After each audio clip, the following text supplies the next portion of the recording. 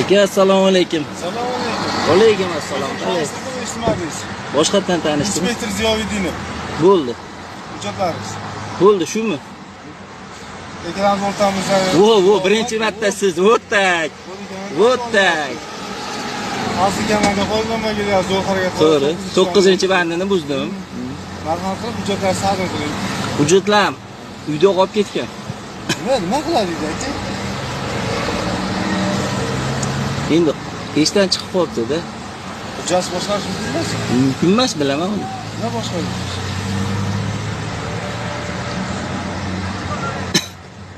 Nima qilsa bo'ladi endi? Hujjatlar sabr qiling aka. Komandir dokumentim uyda qolib ketibdi. Dokumentingiz uyda qolib ketganingizda vaqtingizni jarimaga qo'yib turamiz. Yo'l harakat qoidasi 7-bandingiz. O'tdak.